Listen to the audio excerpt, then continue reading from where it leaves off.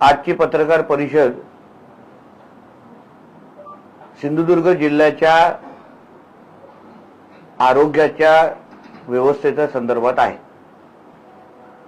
सातत्याने सिंधुदुर्ग जिल्ह्याच्या आरोग्य व्यवस्थेसंदर्भात आपल्या माध्यमातून पण बातम्या दिल्या जातात। जनतेमध्ये मोठ्या प्रमाणामध्ये नाराजगी आहे। आपली जिल्ह्याची आरोग्य व्यवस्था सुधारावी या दृष्टिकोनातून राज्य सरकार म्हणून आम्ही काही पावलं उचलायची ठरवलेली आहेत। या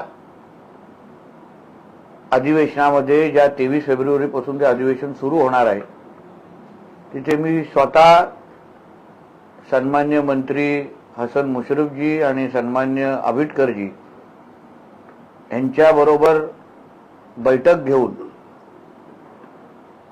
जे आरोग्यासंदर्भात हलगर्जीपणा सुरू आहे, निदान करण्याच्या दृष्टिकोनातून ज्या चुका होत आहेत त्या बाबतीमध्ये मी त्यांचं लक्ष वेधणार आहे आणि त्या बाबतीमध्ये बदल घडून आणणार आहे।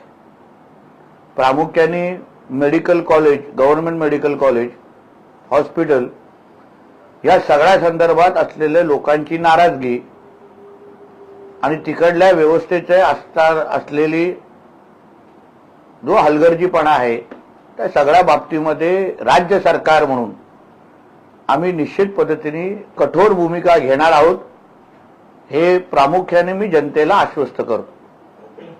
पण त्याचबरोबर आज आपल्या जिल्ह्यामध्ये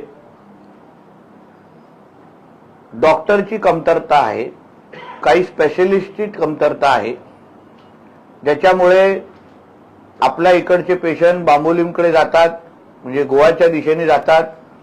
गोव्याला उपचार केलेले करण्यासाठी त्यांना पाठवलं जातं। काही पेशंटना कोल्हापूर रेफर केलं जातं। त्या संदर्भात ह्या डीपीडीसी मध्ये आदरणीय निलेशजी राणे आमदार यांनी पण चिंताही व्यक्त केली होती आणि प्रश्नही विचारले होते। आता ह्या सगळ्या गोष्टी नजरेसमोर ठेवून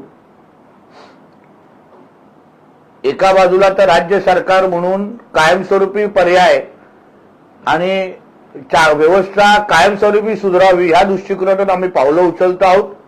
दुसऱ्या बाजूने आपल्या जिल्ह्यामध्ये जे डॉक्टर नाही आहेत, जिल्ह्यामध्ये जे स्पेशलिस्ट नाही आहेत, ते एका मेडिकल कॅम्पच्या निमित्ताने उपलब्ध करून दर 3 महिन्यांनी ज्या जिल्ह्यामध्ये आम्ही सिव्हिल सर्जन आणि त्यांची सगळी पूर्ण टीम, त्याचबरोबर डीन पण आहेत त्यांची सगळी टीम, हे सगळ्यांना एकत्र घेऊन दर 3 महिन्यांनी ह्या जिल्ह्यामध्ये एक आरोग्य कॅम्प किंवा मेडिकल कॅम्प घेण्याच्या दृष्टिकोनातून आम्ही निर्णय घेतलेला आहे। हा मेडिकल कॅम्पमध्ये जे तज्ञ, जे स्पेशलिस्ट आपल्या जिल्ह्यामध्ये नाही आहेत ते अन्य शहरांशी बोलून त्यांच्याशी विनंती करून त्या मेडिकल कॅम्पच्या निमित्ताने त्यांना तिथे बोलवलं जाईल। लोकांची आरोग्य तपासणी केली जाईल। अजून तांत्रिक पद्धतीने आमचे सिव्हिल सर्जन पाटीलजी तुम्हाला माहिती देतीलच। पण एकंदरीत अगर आपण नागरिक म्हणून विचार केला तर आपण उदाहरण डॉक्टरकडे पण गेलो तर आपण दर 3 महिन्यांनी आपल्या आरोग्याची तपासणी करत असतो। दर 3 महिन्याचे आपण औषधाचा साठा आपल्याकडे घेत असतो आणि म्हणून यापुढे दर 3-3 महिन्यांनी अशा पद्धतीच्या मेडिकल कॅम्प आपल्या जिल्ह्यामध्ये करण्याची प्रथा, करण्याची सुरुवात आम्ही या निमित्ताने करत आहोत, जेणेकरून जे डॉक्टर आपल्याकडे नाही आहेत, जे स्पेशलिस्ट आपल्याकडे नाही आहेत, ते आम्ही आमच्या संपर्कातले जे बाहेरचे जे चांगल्यातले चांगले जिल्हा बाहेरचे डॉक्टर आहेत, मुंबई, पुणे, नाशिक, गोवा, जिथे पण त्या क्षेत्रातला जो स्पेशलिस्ट आहे त्याला बोलून आम्ही त्या मेडिकल कॅम्पमध्ये उपलब्ध करणार आहोत। एकदा त्याचं निदान झाल्यानंतर परत म्हणजे त्याला पुढचं मार्गदर्शन करायचं। 3 महिन्याच्या औषधाचा साठा पण आमच्याकडे तिथे उपलब्ध असेल, त्याप्रमाणे 3 महिन्याच्या औषधाचा साठा पण तिला दिला जाईल आणि 3 महिन्यानंतर परत अशा पद्धतीचा मेडिकल कॅम्प घेतला जाईल, जेणेकरून सातत्याने जे स्पेशलिस्ट आपल्याकडे नाही आहेत, जे डॉक्टर आपल्याकडे नाही आहेत, त्या बाबतीची कमतरता आपल्या जिल्ह्यामध्ये भासू नये, या दृष्टिकोनातून हे पाऊल आम्ही उचलायचं ठरवलेलं आहे. याला लागणारं जे काही आर्थिक ताकद आहे ती जिल्हा नियोजनाच्या माध्यमातून मी द्यायचं ठरवलेलं आहे. म्हणून एका बाजूला राज्य सरकार म्हणून कायमस्वरूपी तोडगा काढणं आणि दुसऱ्या बाजूने अशा पद्धतीचं सेवा आमच्या सिंधुदुर्ग जिल्ह्याच्या नागरिकांना आम्ही देत राहावं, जेणेकरून जिल्ह्यातल्या नागरिकांना जे काय आरोग्य सेवेच्या अपेक्षा आहे ती आमच्या माध्यमातून देण्याच्या दृष्टिकोनातून आमचा छोटासा प्रयत्न आहे. ही सुरुवात आहे.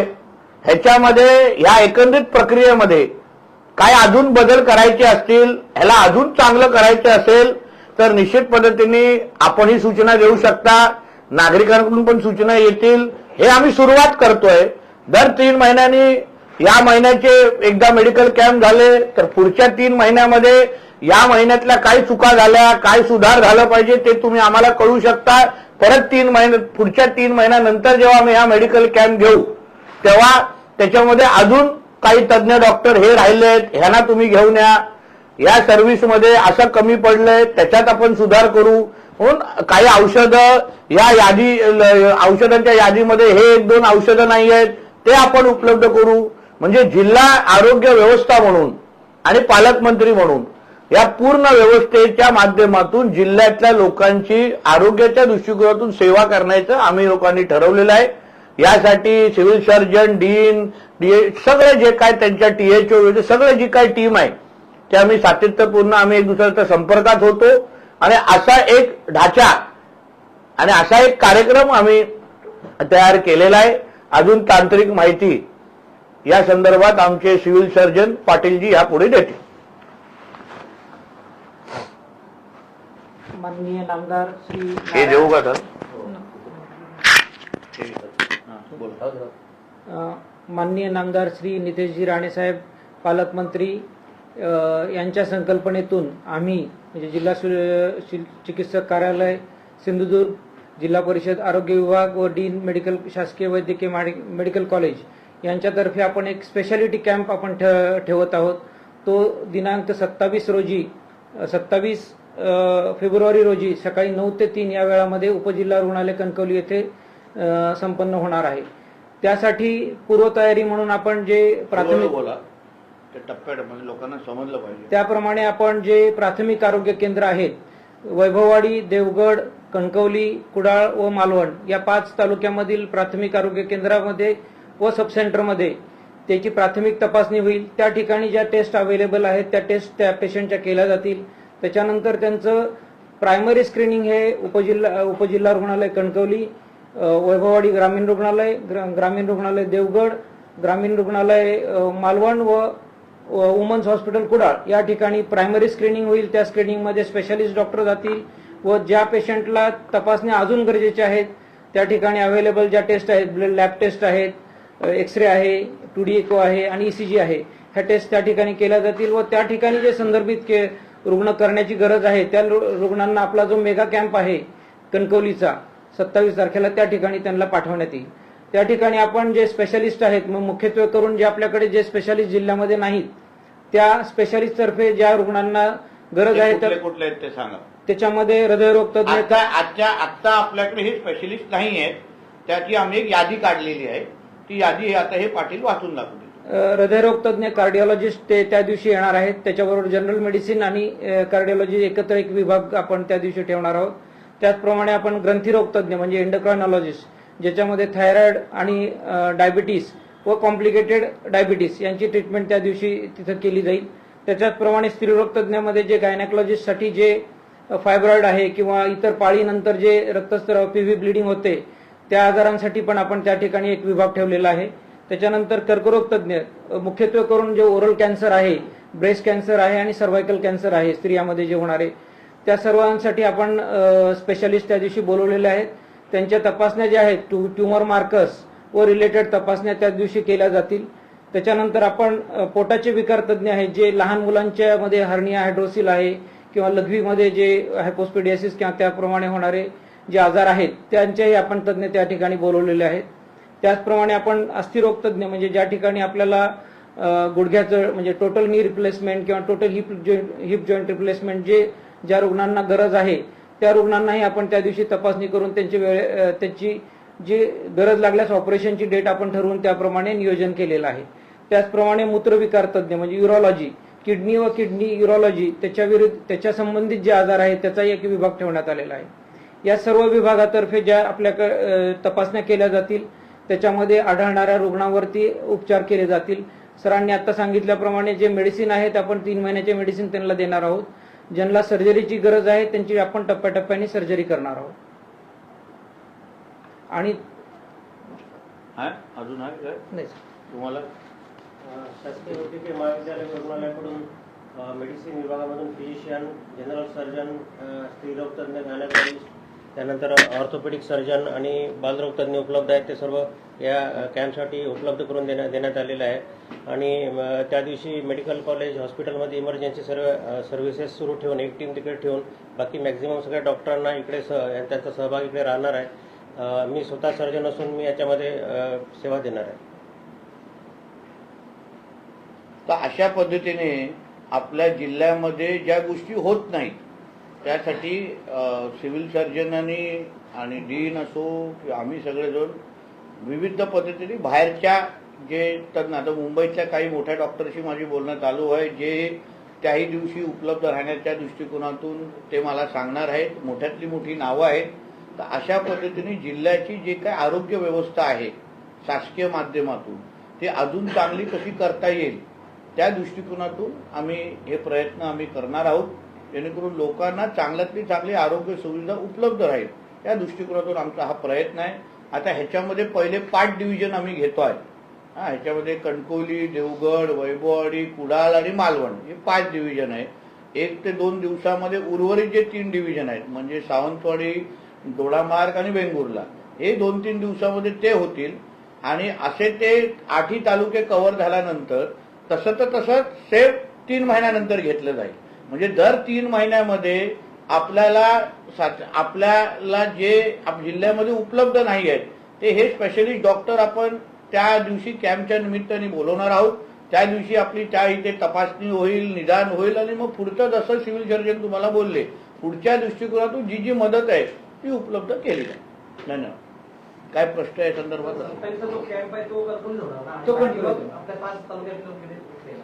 सोमवार, मंगळवार, बुधवार त्या तालुक्यात पण कॅम्प होणार आहेत. त्याच्यामध्ये स्क्रीन होणार कारण आपण हा स्पेशालिटी कॅम्प घेतोय म्हणजे जनरल सर्व रोग निदान शिबिर नाहीये. तर ह्याच्यामध्ये जे स्पेशालिस्ट येणार आहेत त्या मेन कॅम्प कुठल्या दिवशी आहे? 27 तारखेला. त्याच्या अगोदर 3 दिवस स्क्रीनिंग कुठे होणार आहे? एक देवगडला होणार आहे, 23 तारखेला होणार आहे वैभववाडीमध्ये, 24 तारखेला देवगड आणि कणकवली आणि 25 तारखेला कुडाळ आणि मालवण. असे ह्या स्क्रीनिंग करायचे त्या लोकांना. आणि ज्या स्क्रीनिंग मध्ये जे आढळलं ते फायनल जो मेगा कॅम्प आहे तो 27 तारखेला आणि ते सगळे 27 तिथे आहे. ही पद्धत म्हणजे प्रत्येक तालुकाने आहे पहिले स्क्रीनिंग होणार आणि मग जो मेगा कॅम्प जो 27 तारखेला कणकवली घेणार आहे ते सगळे इथे येणार. ज्यांना फर्दर ट्रीटमेंट किंवा ऑपरेशन नाही आपण ते सगळे आपण कणकवलीमध्ये मॉड्युलर ओटी आहे त्या ठिकाणी ऑपरेशन थिएटरमध्ये सर्जरी केल्या जातील. आणि त्या खूपच म्हणजे सुपर स्पेशालिटीच्या सर्जरीज आहेत ते आपण योजनेमधून मोठ्या शहरामध्ये. सर हे आता लोकांपर्यंत पोहोचणार कसं म्हणजे जे आजार गावागावांमधून लोक आहेत ज्या दुर्धर आजाराचे त्या लोकांपर्यंत शासन म्हणून आपण कसं पोहोचणार आहे म्हणजे प्राथमिक लोक कशी येतील? ते सर प्राथमिक आरोग्य केंद्र स्तरावर आपण समुदाय आरोग्य अधिकारी, आशा स्वयंसेविका आणि आरोग्य कर्मचारी यांच्या मार्फत आपण ते घरोघरी आपल्याकडे ऍक्च्युअली लाईन लिस्ट आहे आपल्याकडे आहे त्याचं स्क्रीनिंग केलेलं तर त्या लोकांपर्यंत आपण ती माहिती पोहोचवणार. सर त्याच्यात असं होत आहे की आरोग्य केंद्र किंवा उपकेंद्रांमध्ये पुरेशी व्यवस्था नसल्यामुळे सगळे डॉक्टर रुग्ण तिथे जातात असं होत नाही. काही रुग्ण हे आपल्या तालुका स्तरावर असे खाजगी डॉक्टरांकडे जातात.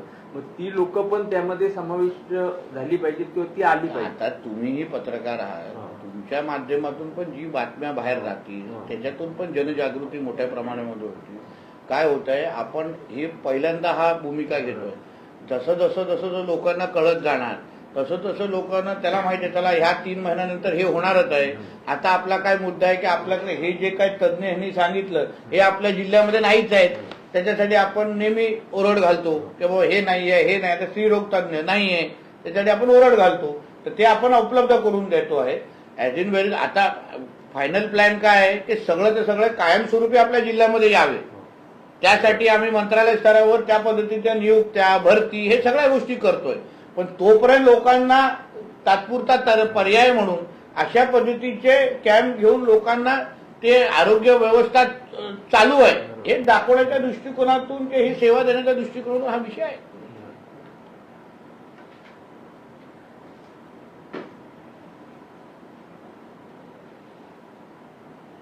हे कॅम्प म्हणजे आरोग्य समाज खाली ठरला परंतु आपल्याकडे सावंतवाडी कंट्रोलरचं 10 वर्षापूर्वी ट्रॉमा केअर युनिट उपलब्ध करून दिले होते. म्हणजे त्याचं हे झालं होतं, शिबिर काम झालं होतं, सगळं मशिनरी आलंय परंतु तज्ज्ञ नाही आणि ऍक्सिडेंटल प्रॉब्लेम मोठा. या नियुक्त्या करायच्या आहेत ना ज्या त्याच्यासाठी आम्ही मंत्रालयामध्ये ती बैठक घेतो. जसं मी तुम्हाला सांगितलं दोन्ही मंत्र्यांबरोबर आता 23 तारखेपासून बजेटचं अधिवेशन सुरू होतं.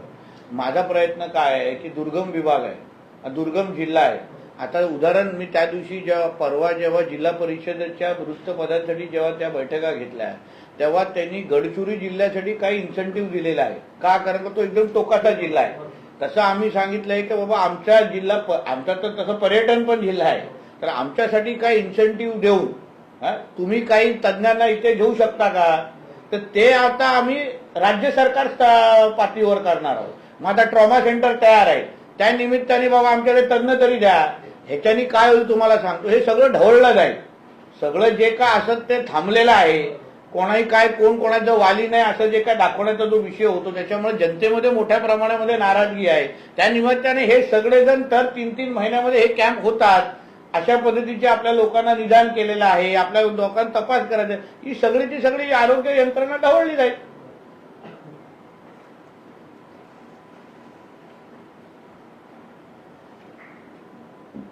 ठीक आहे, अजून काय प्रश्न? आपल्याच तालुक्यामध्ये महिला स्त्रीरोग तज्ञ नाही आहे. अन्य तालुक्यामध्ये प्रत्येक ठिकाणी काही ठिकाणी आहेत त्या महिला स्त्रीरोग तज्ञ डॉक्टर, पण तिथे पेशंट तेवढे नाही. तरी देखील आपल्या तालुक्यामध्ये महिला स्त्रीरोग तज्ञ 4 महिने उपलब्ध नाही. आपण तसा प्रस्ताव त्यांना बदलीने आपण कणकवलीमध्ये करण्याचा प्रस्ताव केलेला आहे. तो वरिष्ठ कार्यालयामधून झाला की होईल करून देतो.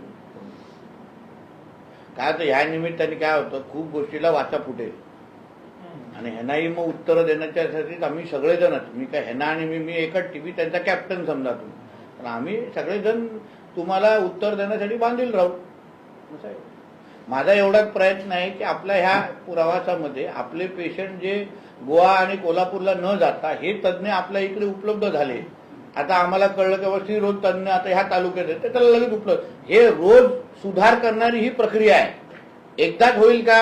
होणार नाही. पण टप्प्याटप्प्याने जे काय सुधार तुम्हाला सगळ्यांना अपेक्षित आहे 100% आपला जिल्हा पोचेपर्यंत जे सातत्याने प्रयत्न करायला लागतात ना, ते ह्या निमित्ताने आपण सुरुवात करतोय. चांगली सुरुवात ऑर्थोपेडिक म्हणून उपजिल्हा रुग्णालयात आहे आपल्याकडे. सगळ्यांचे चांगले ऑपरेशन वगैरे सगळं होते चांगलं. फक्त रोजचं त्यांचं देखरेख आणि ट्रीटमेंट देखभाल ती तरी बघणे गरजेचं आहे. कारण अजून ओपीडी मध्ये जे डॉक्टर असतात ते वेळ होत नसतात काही काही, आणि त्यानंतर मग जे वॉर्डमध्ये डॉक्टर असतात त्यांची फेरी कमी असते. करू सुद्धा त्यासाठी हे सगळे जे कार्यक्रम जे आपण घेतोय आता किमान दर 3 महिन्यानंतर मध्ये तरी आम्ही सगळेजण भेटणार आहोत. तेव्हा ह्या गेल्या 3 महिन्यामध्ये झालेल्या चुका, आलेल्या तक्रारी पुढच्या 3 महिन्यामध्ये सुटल्या आहेत की नाही यासाठी तर आम्ही एक दुसऱ्याला बोलण्यासाठी बांधील राहू. उत्तराला बांधील राहिलं पाहिजे ना, त्यावर अकाउंटेबिलिटी वाढते ना. आता काय उत्तर कोणाला द्यायचं, कधी द्यायचं हा पण मोठा प्रश्न येतो.